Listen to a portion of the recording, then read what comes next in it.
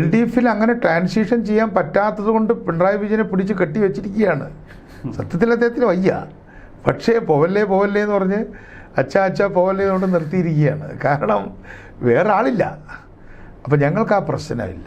മദനിയായിരുന്നു ഒരു കാലത്തെ കാർഡ്. പിന്നെ ജമാഅത്തെ ഇസ്ലാമി ഏറ്റവും നല്ലൊരു സംഘടനയാണെന്നുള്ള അദ്ദേഹത്തിൻ്റെ എത്രയോ ക്ലിപ്പിങ്സ് ഇപ്പോൾ പുറത്തു വന്നുകൊണ്ടിരിക്കുകയല്ലേ പഴയ പിണറായി വിജയൻ്റെ.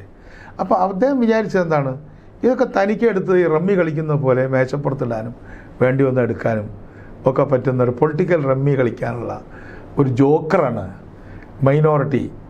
ജോക്കർ എവിടെയും വയ്ക്കാമല്ലോ.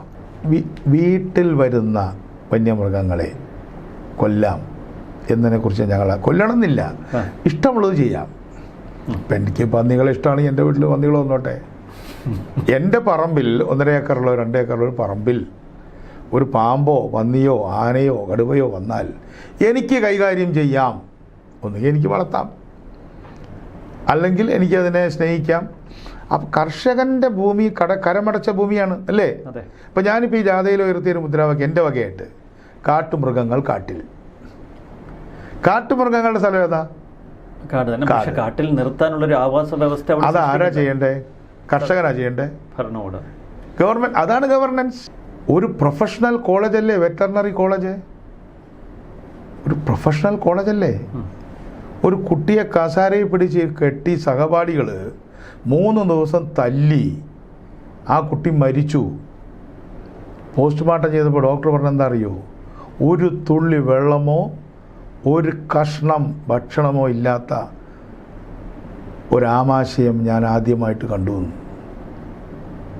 പട്ടിണിക്കിട്ട് കൊന്നു. ഒരു മൺപാത്രം ഉണ്ടാക്കുന്ന സമുദായത്തിൽ ജനിച്ചൊരു മനുഷ്യൻ അയാളുടെ മകനെ വിട്ടതാണ്. ആ കുട്ടിയുടെ വീട്ടിൽ ഞാൻ പോയിരുന്നു. ഇത് കേട്ട കുട്ടികൾ ആ കോളേജ് ചേരുവോ? നമസ്കാരം. നമസ്കാരം സ്വയമൻ. നമസ്കാരം. മലയാളി വാർത്ത ഇൻസൈഡിലേക്ക് സ്വാഗതം ശ്രീ CP ജോൺ. വളരെ നിർണായകമായ ഒരു തെരഞ്ഞെടുപ്പിലേക്ക് ഇനി കഷ്ടിച്ച് 2 മാസം മാത്രം. 2 മാസം എന്നുകൂടി പറയാൻ വയ്യ, ആഴ്ചകൾ, കുറച്ചാഴ്ചകൾ മാത്രം.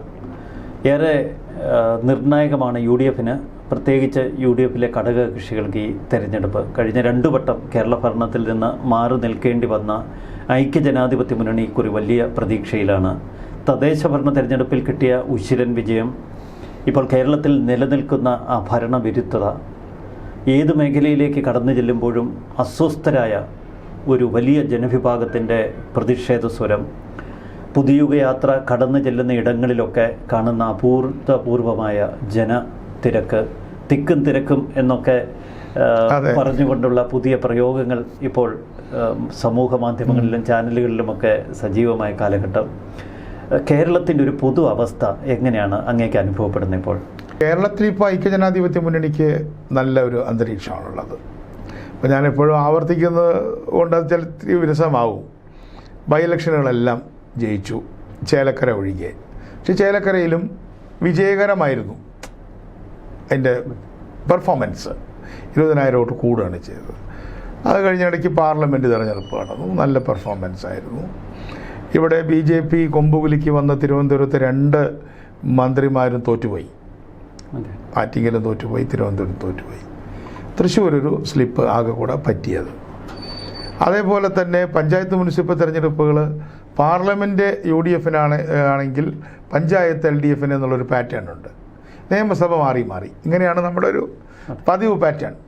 പക്ഷേ ഇതിപ്പോൾ പാർലമെൻറ്റിലും പഞ്ചായത്തിലും നിയമസഭയിലും ഈ 5 വർഷത്തിനിടയ്ക്ക് നടന്ന എല്ലാ പരീക്ഷയിലും A+ഓടുകൂടി ജയിച്ചത് UDF ആണ് എന്നതുകൊണ്ട് തന്നെ നമുക്ക് കൃത്യമായ എഡ്ജ് നമുക്കുണ്ട്. ഇപ്പോൾ 943 പഞ്ചായത്തിൽ 525 പ്രസിഡന്റുമാർ UDF ആണ്.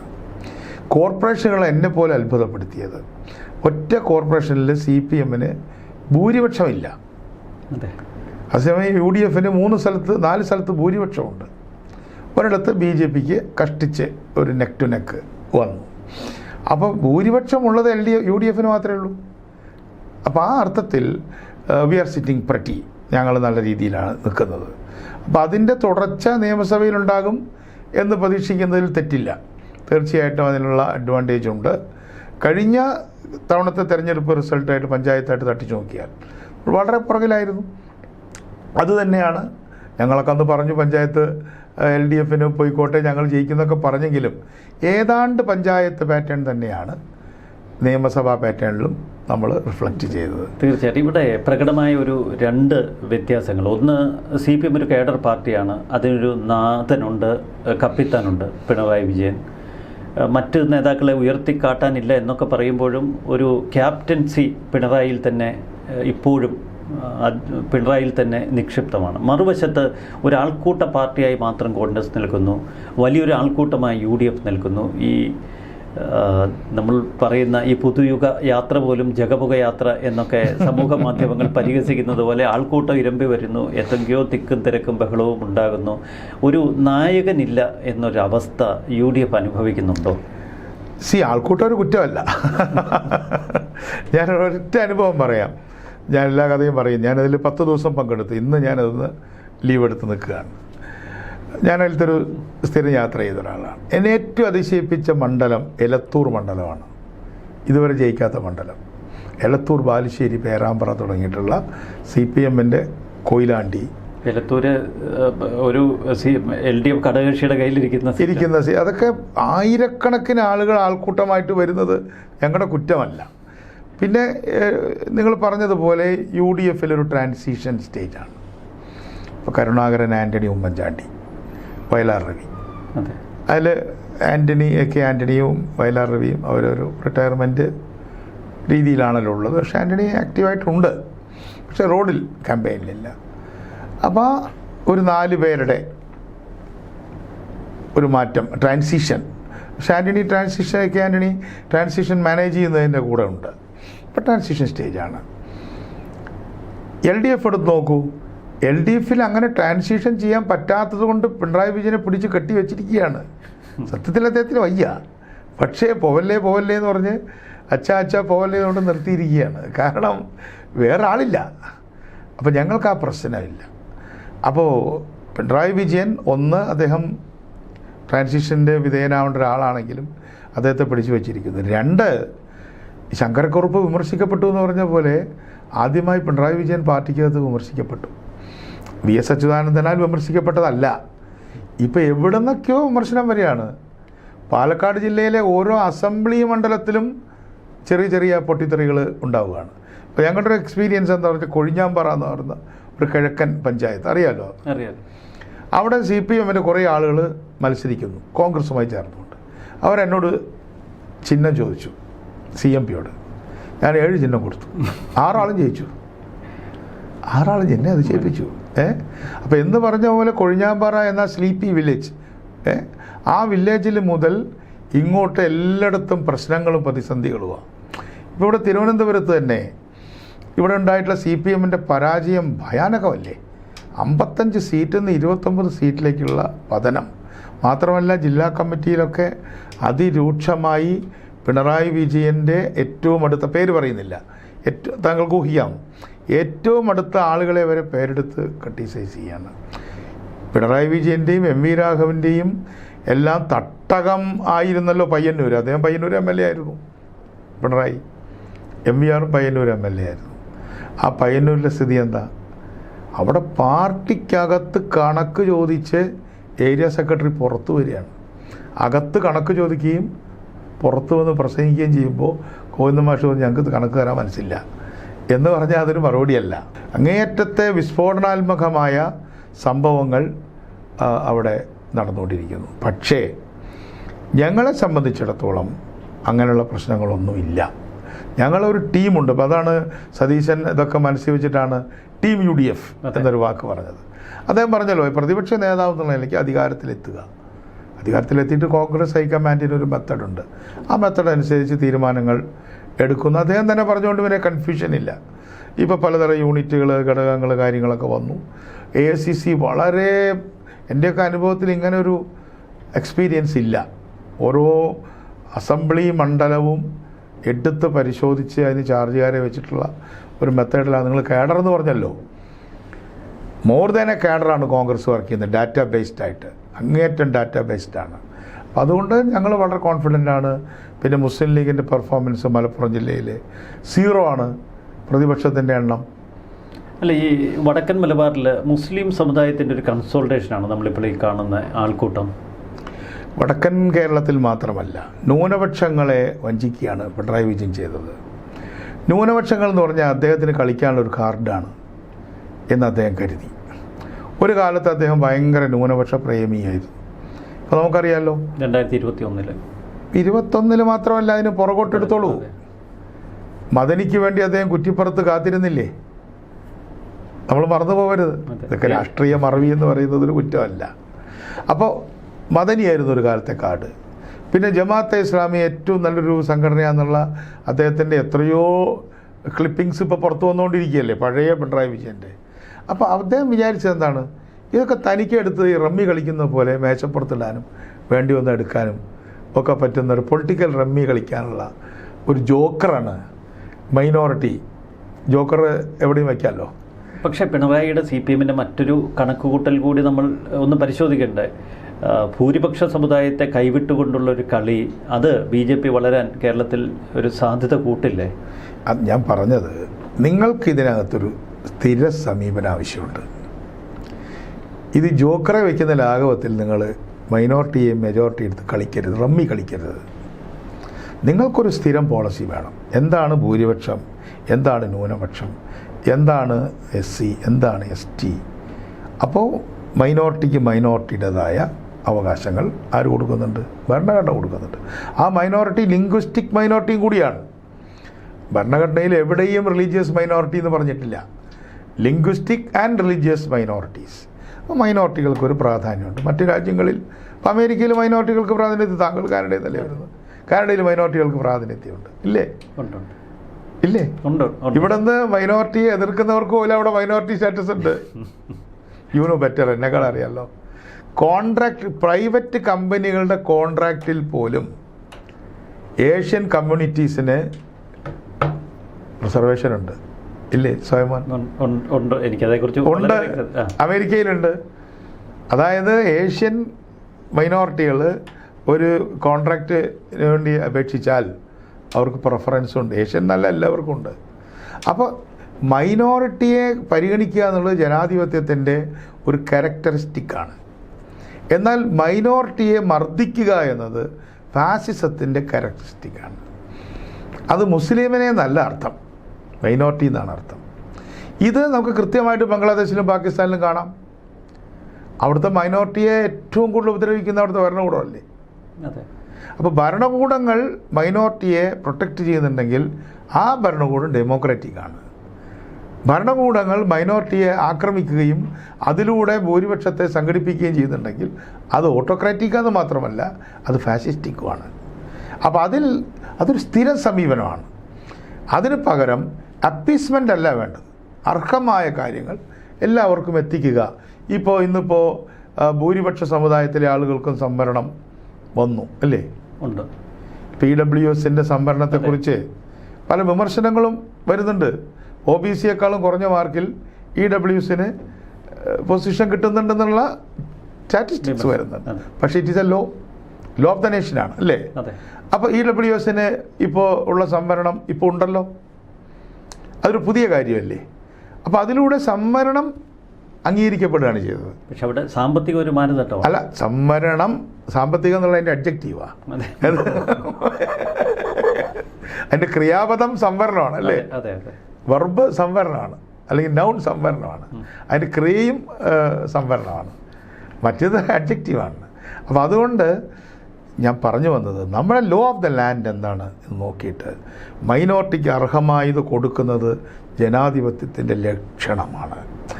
മൈനോറിറ്റിയെ അറ്റാക്ക് ചെയ്യുന്നത് ഫാസിസത്തിൻ്റെ ലക്ഷണമാണ്. അത് ഇന്ത്യയിൽ മാത്രമല്ല, ബംഗ്ലാദേശിലുണ്ട്. അപ്പോൾ ബംഗ്ലാദേശിലെ ഭരണകൂടവും ഇന്ത്യയിലെ ഭരണകൂടവും ഒരുപോലെ ആവരുതെന്നാണ് എൻ്റെ ആഗ്രഹം. കേരളത്തിലേക്ക് വരുമ്പോൾ ഇപ്പോൾ ഈ സർക്കാരിനെതിരെ ജനങ്ങളുടെ വികാരം ഇത്രയധികം കത്തിക്കയറാനുള്ള കാരണങ്ങൾ എന്തൊക്കെയാണ്? അത് വളരെ ലളിതമായിട്ടുള്ള ചോദ്യമാണത്. ഇവിടെ ഗവൺമെൻറ് ഉണ്ട്, ഗവൺമെൻറ്റിൻ്റെ PR ഉണ്ട്, ഗവർണൻസ് ഇല്ല. ഭരണമേ ഇല്ല, ഗവർണൻസ് ഇല്ല. അത് അടുക്കടുക്കായിട്ട്, അതും ലെഫ്റ്റിൻ്റെ പ്രയോറിറ്റി സെക്ടറുകളുണ്ടല്ലോ, ഇപ്പോൾ ആർട്ട് ആൻഡ് കൾച്ചർ തീർച്ചയായിട്ടും ലെഫ്റ്റിന് ഉള്ളതാണെങ്കിലും ആർട്ട് ആൻഡ് കൾച്ചറിൻ്റെ ഗവർണൻസിലല്ല ജനങ്ങളുടെ ഫസ്റ്റ് പ്രയോറിറ്റി അല്ലേ. ഇപ്പോൾ ആർട്ട് ആൻഡ് കൾച്ചറാണോ റേഷൻ കടയാണോ എന്ന് ചോദിച്ചാൽ ഗവർണൻസിൽ റേഷൻ കടയ്ക്കാണ് മറ്റേത് പ്രാധാന്യം കുറഞ്ഞുള്ളതുകൊണ്ടല്ല. ഹെൽത്ത് ഏറ്റവും ഇമ്പോർട്ടൻ്റ് അല്ലേ. എങ്ങനെയുണ്ട് ഹെൽത്തിലെ ഗവർണൻസ്? ഒരു കുട്ടിയുടെ കൈ മുറിച്ച് കളഞ്ഞു, ശരി, ഇറ്റ്സ് ആൻ ആക്സിഡൻറ്റ്, അല്ലെങ്കിൽ ആക്സിഡൻ്റ് അല്ല, ക്രിമിനൽ നെഗ്ലിജൻസ്, അതിൻ്റെ പേരിൽ നടപടി എന്തോരം എടുത്തു എന്നുള്ളത് നിങ്ങൾ അന്വേഷിച്ചാൽ മതി.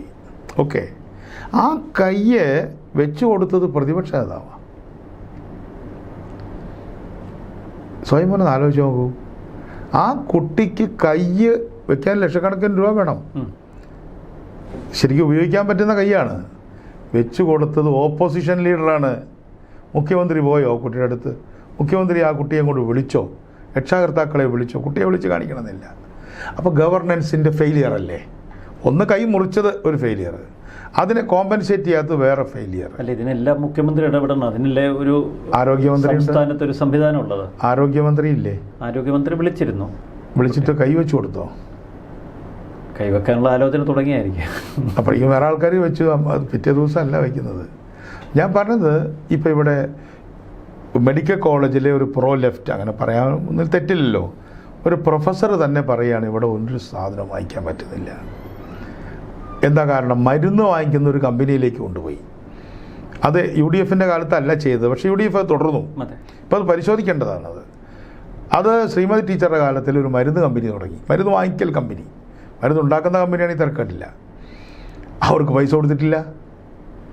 അപ്പോൾ പഞ്ഞി മേടിക്കാൻ പോലും പറ്റില്ല. ഇതെല്ലാം കോൺസെൻട്രേറ്റ് ചെയ്തു. ഈ പിണറായി വിജയൻ ഗവൺമെൻറ്റിൻ്റെ ഏറ്റവും വലിയ തെറ്റ് കോൺസെൻട്രേഷനാണ്. ഡീസെൻട്രലൈസേഷന് പകരം റീസെൻട്രലൈസേഷനാണ്. പണ്ട് മെഡിക്കൽ കോളേജ് സൂപ്രണ്ടിന് വാങ്ങിക്കാം, അല്ലെങ്കിൽ DMOയ്ക്ക് വാങ്ങിക്കാം. ഇപ്പോഴും കുറേ കാര്യങ്ങൾ നടക്കുന്നത് എങ്ങനെയാണെന്ന് പറയുക, ഹെൽത്തിൽ പഞ്ചായത്തുകൾ വാങ്ങിക്കുന്നുണ്ടാണ്. പഞ്ചായത്തുകളുടെ പ്ലാൻ ഫണ്ടിൽ നിന്ന് പോലും PHCയിലും താലൂക്ക് ആശുപത്രിയിലും പണം ചെലവിടാമെന്നുള്ള തീരുമാനം ഇവിടുത്തെ ബോർഡിലൊരു പറഞ്ഞ ഞാൻ മനസ്സിലായി. പ്ലാൻ ഫണ്ട് ഉപയോഗിച്ചുകൊണ്ട് റിപ്പയർ ചെയ്യാം. പണ്ട് ഒരു മെറ്റേണിറ്റി വാർഡിൻ്റെ അല്ലെങ്കിൽ എന്താ പറയുക ലേബർ റൂമിൻ്റെ വാതിലിളകിപ്പോയാൽ വേറൊരു മുറി പണിയാം പ്ലാനിൽ. ഈ വാതിൽ പണിയണമെങ്കിൽ റിപ്പയറിന് പൈസ വരണം. അപ്പോൾ പ്ലാൻ ഉപയോഗിച്ചുകൊണ്ട് സ്കൂളുകളിൽ, അംഗൻവാടികളിൽ, ഹോസ്പിറ്റലുകളിൽ മെയിൻ്റനൻസ് ചെയ്യാം. മെയിൻ്റനൻസ് ഫണ്ട് വേറെയുണ്ട്. ആ മെയിൻ്റനൻസ് ഫണ്ടും ഒക്കെ കൊടുക്കുന്നതിൽ ഈ ഗവൺമെൻറ് പിശുക്ക് വരുത്തിയില്ലേ? പഞ്ചായത്തുകൾക്കും അടുത്തത് എടുക്കാം പഞ്ചായത്ത് രാജും ജനകീയ ആസൂത്രണവും CPMൻ്റെ ഒരു മുഖമുദ്രയായിരുന്നില്ലേ? പഞ്ചായത്ത് രാജീവ് ഗാന്ധി കൊണ്ടുവന്നതാണ്. പക്ഷേ രാജീവ് ഗാന്ധി കൊണ്ടുവന്നുകൊണ്ട് കാര്യമില്ല, എല്ലാ സ്റ്റേറ്റിലും വന്നില്ല. നാനാർ ഗവൺമെൻറ്റിന് നിർണായകമായ ഒരു പ്രാധാന്യം അതിലുണ്ട്. പക്ഷെ അതിനെ സാബട്ടേജ് ചെയ്തില്ലേ? 2, കോപ്പറേറ്റീവ് സെക്ടറിൻ്റെ സ്ഥിതി എന്താ? ഇടതുപക്ഷത്തിൻ്റെ ഏറ്റവും വലിയ സ്റ്റേക്കുള്ള സ്ഥലമല്ലേ? തെക്കൻ കേരളത്തിലെ കോപ്പറേറ്റീവ്സ് തകർന്നിട്ട് ഒരു തുള്ളി കണ്ണുനീരൊഴുക്കാൻ ഈ ഗവൺമെൻറ് ഉണ്ടോ? ഓരോ ദിവസവും ഓരോ കോപ്പറേറ്റീവ് സെക്രട്ടറിമാരും തീ തിന്നാണ്. കാരണം ഭയങ്കരമായ വിഡ്രോവൽ. അതേസമയം കാർഷിക മേഖലയിൽ ആൾക്ക് പണം തിരിച്ചടയ്ക്കാൻ പറ്റുന്നില്ല. ഞാനൊരു സിമ്പിൾ എക്സാമ്പിൾ തുറന്നു പറയാം. ഞാൻ നമ്മുടെ പ്രധാനപ്പെട്ട ആളുടെ പേര് പറയുന്നില്ല, പറഞ്ഞു. ഈ ആധാരം പണയം വെച്ചിട്ടുള്ള ആധാരങ്ങൾ, ആ ആധാരങ്ങൾ വിൽക്കാൻ ഈ കടമെടുത്ത ആൾ തയ്യാറാണ്. സ്വയംഭവനം നന്നായി മനസ്സിലാവും അത്. പക്ഷെ മേടിക്കാൻ ആളില്ല. ഭയങ്കര ഹൈ ഫെയർ വാല്യൂ. ആ ഫെയർ വാല്യൂ ഒന്ന് വിട്ടുവീഴ്ച ചെയ്യൂ, 50% ആക്കും. ഈ മാർച്ച് 31 പൈസ കിട്ടും. കിട്ടില്ലേ? ആയിരക്കണക്കിന് രജിസ്ട്രേഷൻ നടക്കും. അല്ല, ഭൂമിയുടെ വില കുറഞ്ഞ അതിലേക്ക് വരാം. ആഗോള പ്രതിഭാസം ഇല്ല ഇവിടുത്തെ മാത്രം. അതിലേക്ക് വരാം. ആഗോള പ്രതിഭാസമൊന്നുമില്ല. ഇപ്പോഴും തിരുവനന്തപുരത്ത് വില കുറഞ്ഞിട്ടില്ല. എന്താ കാരണം? വിഴിഞ്ഞം വന്നതുകൊണ്ട്. ഇവിടെ ഉണ്ടായത് പ്രാദേശിക പ്രതിഭാസമാണ്, കാട്ടുമൃഗങ്ങളുടെ ആക്രമണം. അടുത്ത വിഷയമാണ് കൃഷി. ഇടതുപക്ഷത്തിൻ്റെ സബ്ജക്റ്റ് അല്ലേ? ആ സബ്ജക്റ്റിൽ എന്തെങ്കിലും ചെയ്തോ? ഈ കാട്ടുപന്നികളെ ക്ഷുദ്രജീവികളായി പ്രഖ്യാപിച്ചാൽ നിങ്ങൾ പാലാക്കാരല്ലേ, നിങ്ങൾ കൈകാര്യം ചെയ്തോളൂല്ലേ? വേറെ പോലീസിൻ്റെയൊക്കെ ആവശ്യമുണ്ടോ? ഫോറസ്റ്റിൻ്റെ ആവശ്യമുണ്ടോ? നമ്മുടെ സണ്ണി ജോസഫ് നല്ലൊരു കർഷകനാണല്ലോ, അദ്ദേഹം പറഞ്ഞല്ലോ മണ്ണെണ്ണയിലല്ല. തോക്കുമായിട്ട് വനത്തിൽ കയറും ആളുകൾ. വീട്ടിൽ വരുന്ന വന്യമൃഗങ്ങളെ കൊല്ലാം എന്നതിനെക്കുറിച്ച് ഞങ്ങൾ കൊല്ലണമെന്നില്ല, ഇഷ്ടമുള്ളത് ചെയ്യാം. ഇപ്പം എനിക്ക് പന്നികളെ ഇഷ്ടമാണെങ്കിൽ എൻ്റെ വീട്ടിൽ പന്നികൾ വന്നോട്ടെ.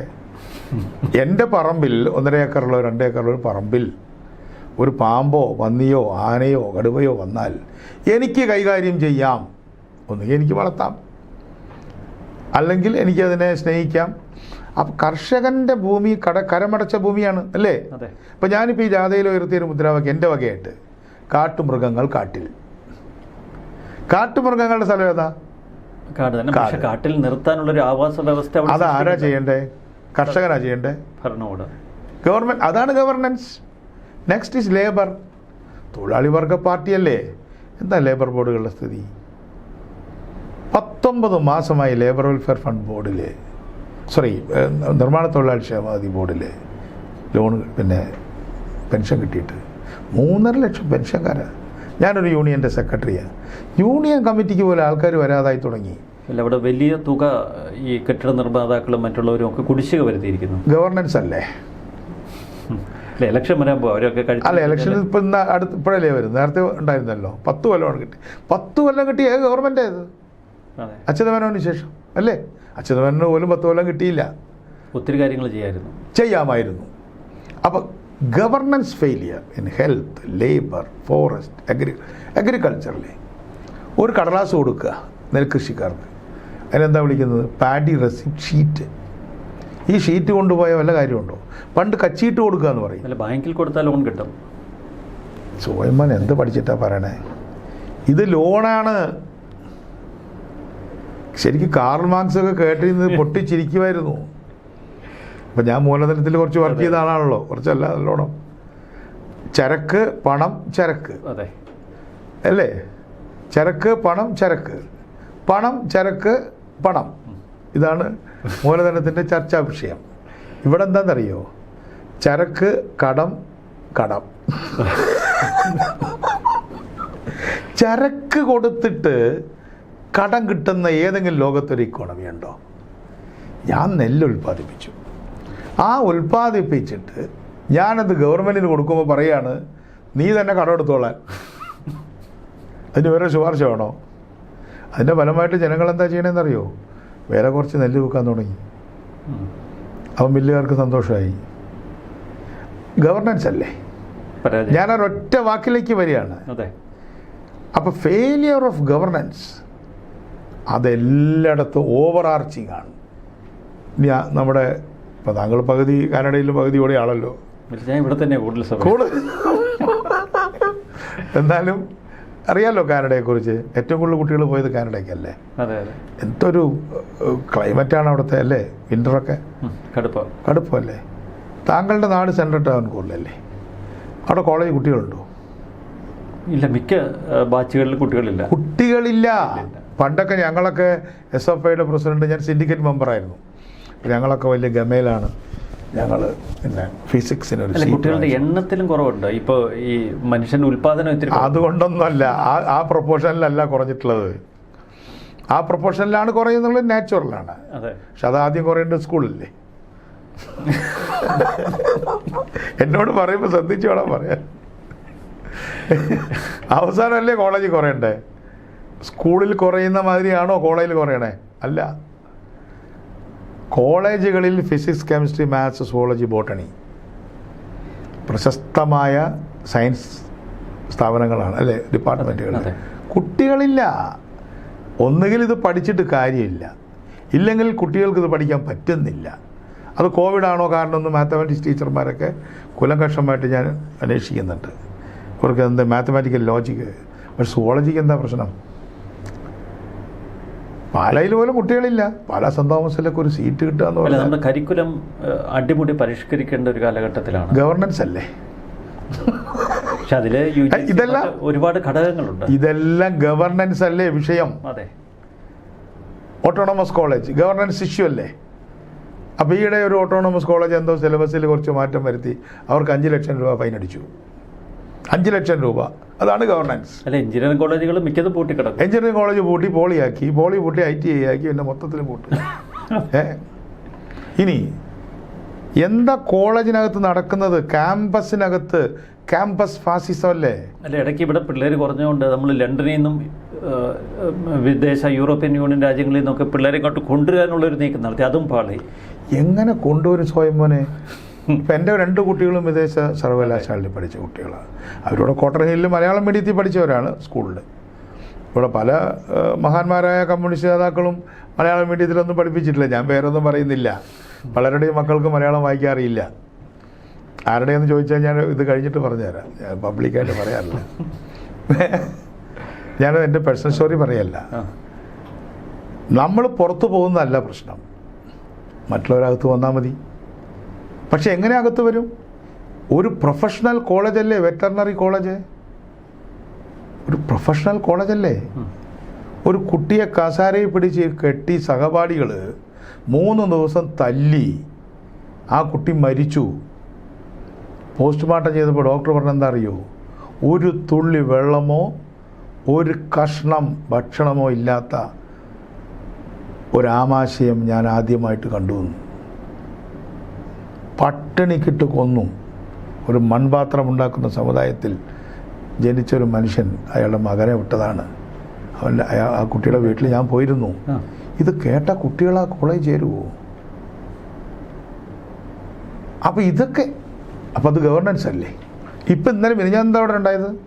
ട്രാവൻകൂർ മാളിൽ ഒരു പോലീസുകാരനെ SFI ഗുണ്ടകൾ അടിച്ചു. പോലീസുകാരൻ SFIക്കാരെ അടിച്ചു എന്നിരിക്കട്ടെ. ആ സന്ദർഭത്തിൽ അടിയൊക്കെ നടക്കും അല്ലേ? പുന്നപ്ര വയലാറിൽ വെടിവെച്ച ആളുകളിൽ ഒരാളാ സത്യൻ, അല്ലെങ്കിൽ അന്നത്തെ പോലീസുകാരനാണ്. അയാളെ കൊല്ലാൻ കമ്മ്യൂണിസ്റ്റ് പാർട്ടി തീരുമാനിച്ചോ? ഇല്ല. കമ്മ്യൂണിസ്റ്റ് പാർട്ടി അധികാരത്തിൽ വന്നില്ലേ 57? പുന്നപ്ര വയലാർ രക്തസാക്ഷികളുടെ കുടുംബാംഗങ്ങളും ഒക്കെ പലരും ജയിലിൽ കിടക്കുമ്പോഴാണ്.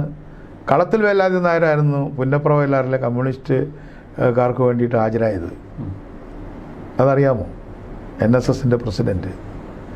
അപ്പോൾ അത്തരത്തിലുള്ള സംഭവങ്ങൾക്ക് ശേഷം പോലും അതിൽ പങ്കെടുത്ത പോലീസുകാരെ കൊല്ലുക എന്നുള്ള നടപടിയുണ്ടോ? ഇല്ലല്ലോ. ഇനി അത് പ്രതിപക്ഷത്തിരിക്കുമ്പോഴാണെങ്കിൽ ചെയ്യാമെന്നല്ല എങ്കിലും അതിലൊരു പ്രതിഷേധം. ഈ പിണറായി വിജയൻ്റെ പോലീസല്ലേ ഇത്? എന്തെങ്കിലും പിണറായി ചെയ്തോ? പോലീസ് അസോസിയേഷനകത്ത് പൊട്ടിത്തെറി എന്നുള്ള വാക്ക് ഞാൻ ഉപയോഗിക്കുന്നില്ല, അതങ്ങനെ ഉപയോഗിക്കാൻ പാടില്ല. പക്ഷെ നീറിപ്പുകയിലുണ്ട് ഇല്ലേ? അല്ല, ഒരു കോൺഗ്രസ് പ്രവർത്തകനെ ഒരു പോലീസ് ഉദ്യോഗസ്ഥർ ചേർന്ന് മർദ്ദിച്ച് ക്രൂരമായി അവശനാക്കിയ ഒരു സംഭവത്തിൽ അന്ന് പ്രതിപക്ഷ നേതാവ് ഞങ്ങൾ നോക്കി വെച്ചിട്ടുണ്ട് എന്ന് പറഞ്ഞിരുന്നു ആ പോലീസുകാരനെതിരെ. അവിടെയും ഒരു വൈരാഗ്യമില്ലേ? ആ വൈരാഗ്യങ്ങളൊക്കെ ഉണ്ടാവാറുണ്ട്, പ്രത്യേകിച്ചും പ്രതിപക്ഷത്ത്. ഇപ്പം എന്നെ എത്രയോ പോലീസുകാരടിച്ചിട്ടുണ്ട്. എന്നെ പോലീസുകാരല്ലാത്ത CPM-കാരും അടിച്ചിട്ടുണ്ട്. ഞാനോ വൈരാഗ്യമൊന്നും വെച്ചിരുന്നിട്ടില്ല. അല്ല, എന്ന് വെച്ചാൽ അത് എൻ്റെ ക്യാരക്ടറായിരിക്കാം. എന്നെ അടിച്ചത് ഇപ്പോൾ സ്വയമന അറിയാലോ, ഞാൻ മരിക്കേണ്ടതായിരുന്നു 1995. വളരെ പഴയ കഥയാണ്. ഇതൊക്കെ രാഷ്ട്രീയമാണ് അല്ലേ? പക്ഷേ പോലീസ് ഓഫീസർമാരെ പ്രതിപക്ഷത്തിരിക്കുമ്പോൾ പലതും നമ്മൾ പറയും. കാരണം ഒരു കോൺഫിഡൻസ് ബിൽഡിങ്ങിൻ്റെ ഭാഗമാണ് പോലീസുകാർ ചെയ്യുന്നത്, ശരിയല്ല. ഇവിടെ ഭരണകക്ഷിയുടെ വിദ്യാർത്ഥി സംഘടന പോയിട്ട് പിണറായി വിജയൻ്റെ പോലീസിനെ അടിക്കുന്നു. ഇനി അങ്ങനെ അടിച്ചാൽ ഇനി അങ്ങനെ സംഭവിച്ചു. ആരുടെ പേരിലാണ് കേസ് വരണ്ടേ? അടികൊണ്ടവൻ്റെ പേരിലാണോ അടിച്ചവൻ്റെ പേരിലാണോ? That is governance. അപ്പോൾ ഇത്തരത്തിലുള്ള മൾട്ടിപ്പിൾ ഗവർണൻസ് ഫെയിലിയർ, പിന്നെ അങ്ങനെ ഗവൺമെൻറ് വോട്ട് കിട്ടും. പക്ഷെ അപ്പോഴും അങ്ങ് അഴിമതിയിലേക്ക് വിരൽ ചൂണ്ടുന്നില്ല ഈ സർക്കാരിനെതിരെ. അഴിമതിയിലേക്ക് വിരൽ ചൂടാൻ എന്തെങ്കിലും ചെയ്യട്ടെ ഇവിടെ. അതിന് മാത്രം എന്തെങ്കിലും നടക്കുന്നു ഇവിടെ. പക്ഷേ പിൻവാതിൽ നിയമനം തെറ്റായ നടപടിയല്ലേ? പിൻവാതിൽ നിയമനങ്ങൾ ശരിയായ നടപടിയാണോ? അപ്പോൾ അതിൽ നെപ്പോട്ടിസമാണ് കൂടുതൽ. എന്നുവെച്ചാൽ സ്വജനപക്ഷപാതം ഭയങ്കരമായിട്ട് നിലനിൽക്കുകയാണ്.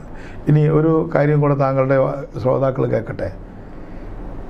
എയ്ഡഡ് അൺഎയ്ഡഡ് യൂണിവേഴ്സിറ്റി അസിസ്റ്റൻറ്റ് പ്രൊഫസർമാരുടെ അപേക്ഷ കൊടുക്കാനുള്ള ഉയർന്ന പ്രായം വർദ്ധിപ്പിച്ചു. എത്രയാണെന്ന് പറയാമോ?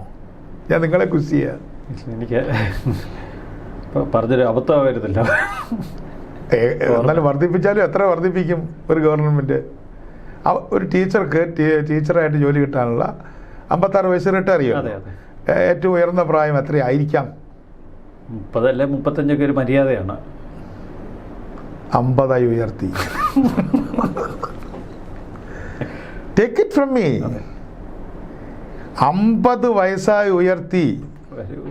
ലോകക്രമത്തിൽ ഒരു 10 വർഷമെങ്കിലും സർവീസ് ചെയ്തെങ്കിലേ പെൻഷൻ കൊടുക്കാവുള്ളൂ എന്നുള്ള ഒരു വ്യവസ്ഥയുണ്ട്. ഇല്ലേ? അതുപോലും പൊളിയുവാ അല്ലേ? അതെ. ഇത് ഗവർണൻസ് ഫെയിലിയർ അല്ലേ? ഞാൻ DYFIയുടെ നേതാവിനെ വിളിച്ചു, പേര് പറയുന്നില്ല, എൻ്റെ സുഹൃത്തുക്കളാണ്.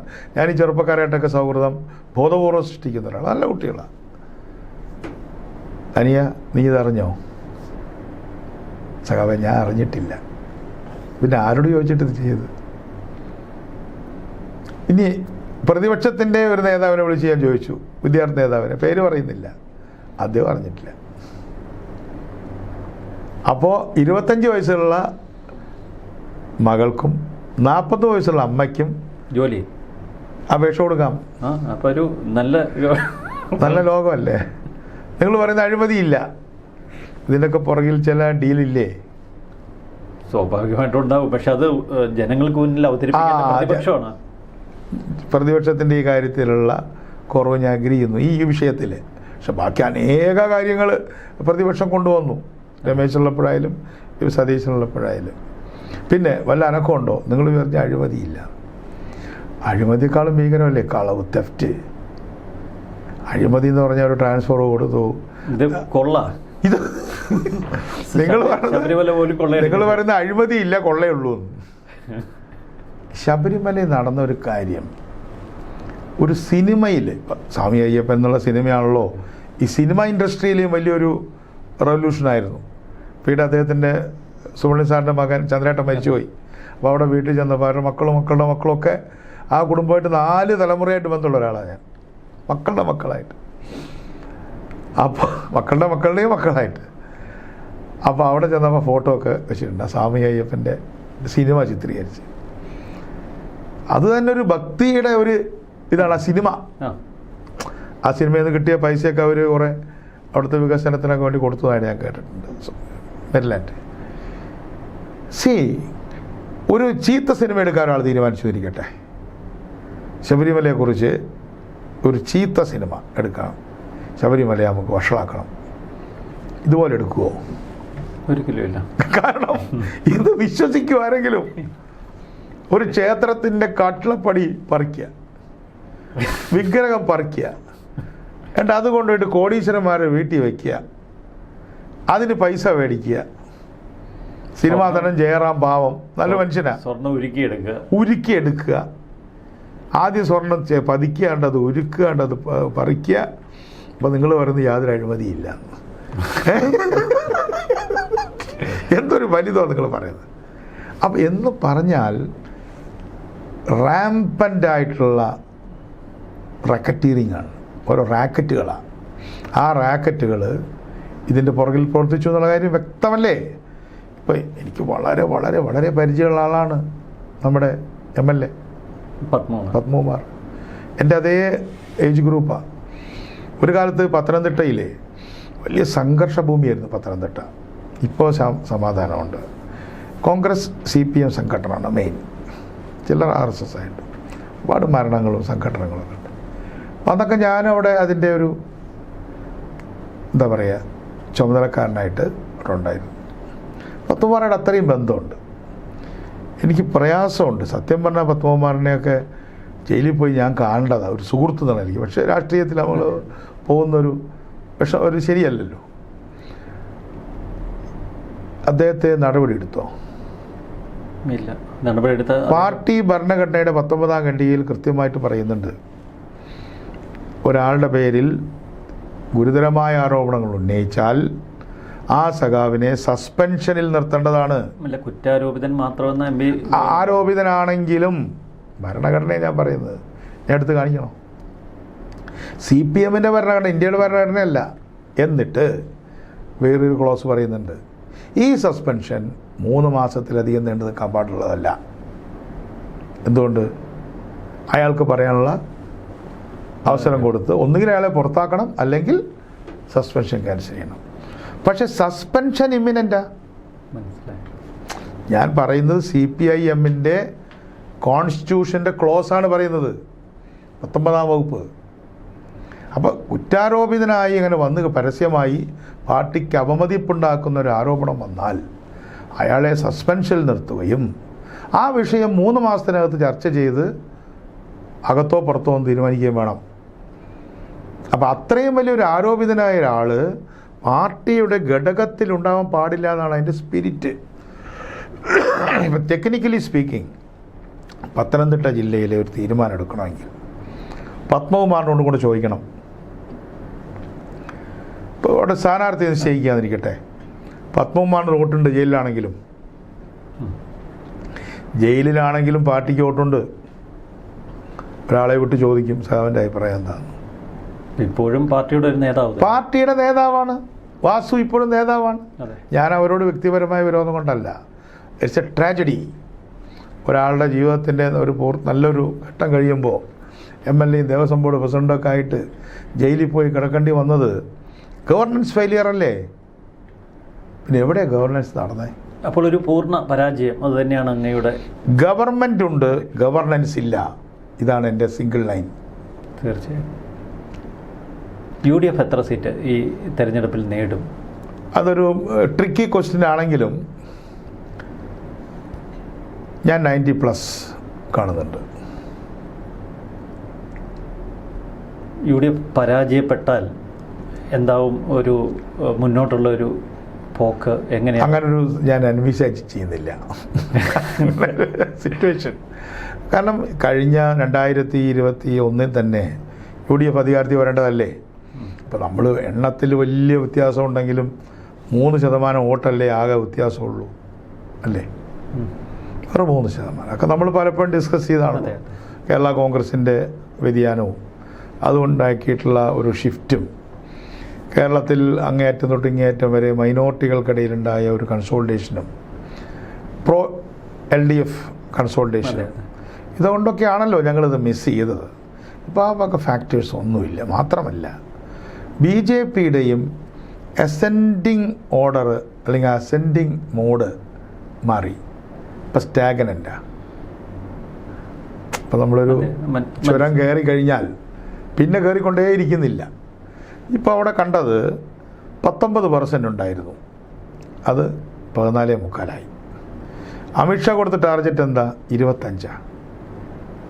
കാരണം പണ്ട് 10 ആയിരുന്നു, 15 ആയി, 19 ആയി, 20 ആയി, 25. നിങ്ങൾ 30% പിടിച്ചാൽ ഞാൻ ഭരണം പിടിച്ചു തരാമെന്നാണ്. ഈ അമിത്ഷാ എന്ന് പറഞ്ഞാൽ ചെറിയ ആളല്ല, നമുക്കിഷ്ടപ്പെടില്ല. പക്ഷേ അയാളുടേതായിട്ടുള്ള പല പണികളുണ്ട്, സ്ട്രാറ്റജി എല്ലാം ഉണ്ട്. അപ്പോൾ മൂപ്പരും അദ്ദേഹം അടക്കം വിചാരിച്ചത് 10, 15, 20, 25, 30 കഴിയുമ്പോൾ ഒരു ഗവൺമെൻറ്. പക്ഷേ ഇവർ പുറകോട്ടാണ് കാണുന്നത്. വിജയകരമായ പിന്മാറ്റം എന്ന് പറഞ്ഞ പോലെ അവർ പുറകോട്ടാണ് പോയത്. കാരണം മാത്രമല്ല അവരുടെ മുഖ്യ സഖ്യശക്തിയായിട്ടുള്ള SNDPയുടെ ബാക്ക് ബോണുള്ള VDGS 300-ലധികം സീറ്റിൽ മത്സരിച്ചു. അവർ പറഞ്ഞ കാര്യമാണ് 4 സീറ്റിലാണ് ജയിച്ചത്. അവർ വളരെ ഫെയിലിയറായിപ്പോയി. അപ്പോൾ അതുകൊണ്ട് ഞങ്ങളുടെ അണികളിൽ നിന്ന് BJP പിടിച്ചെടുത്ത കുറേ വോട്ടുണ്ടല്ലോ, അത് തിരിച്ചു പിടിക്കും. അപ്പോൾ ഇക്കുറി ഭദ്രം എന്ന് തന്നെയാണ് അങ്ങയുടെ. ഭദ്രമാണ്. വളരെ നന്ദി. വളരെ നന്ദി ശ്രീ CP. നമസ്കാരം.